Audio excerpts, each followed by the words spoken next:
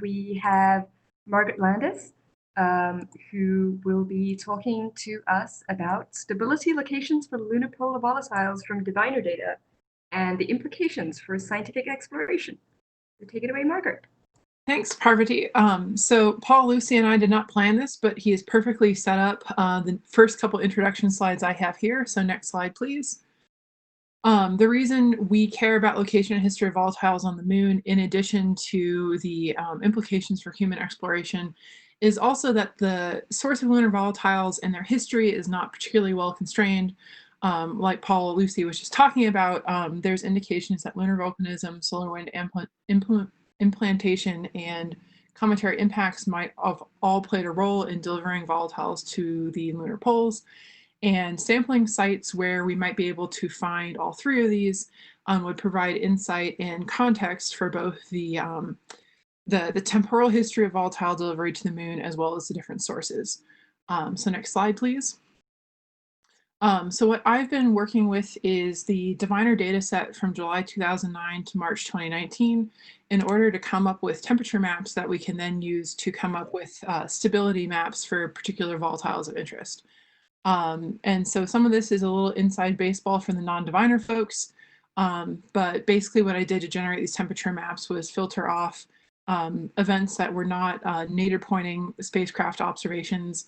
I removed some orbits that were systematically hotter than other orbits that were very noticeable in the data, and our resulting temperatures are pretty consistent with previous results, including Page et al. 2010 that used a combination of diviner data and numerical models, as well as Williams et al. 2019 that took a seasonal average temperature. What we're doing with this maximum temperature is actually finding the maximum temperature at a particular location on the surface for this entire 2009 to 2019 time period. So that's a little bit different, but overall they're very consistent.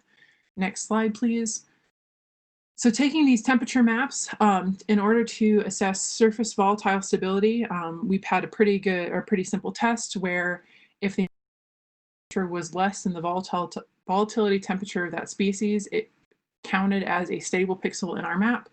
And for subsurface water ice, we looked at the annual average surface temperature, combined it with a vapor diffusion model. And so if there was a location that had less than 1 millimeter per billion years of sublimation within 1 meter of the surface, we counted that pixel in our map. And we pulled the volatility temperatures from Zhang and Page 2009.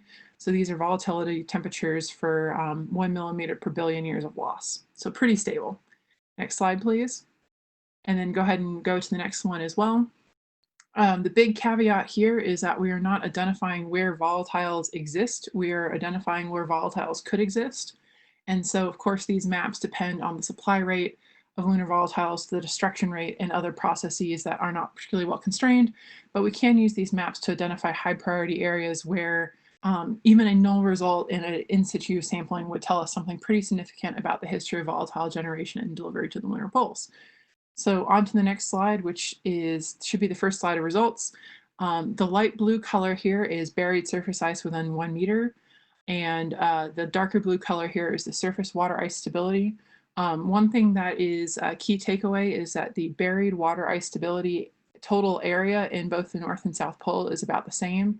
But there's a very stark difference that others have noticed. 2 minutes left.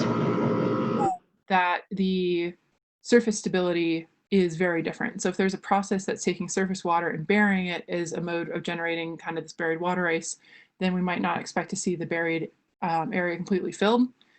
Next slide. And then for surface volatiles, you can see immediately the area is much smaller. So go ahead and go to the next slide, where we're just going to look at 80 north to the pole.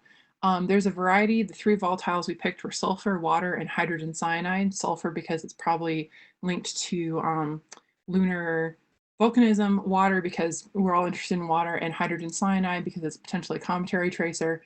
And so these are scattered across the surface. And of course, hydrogen cyanide being the most volatile has the least area.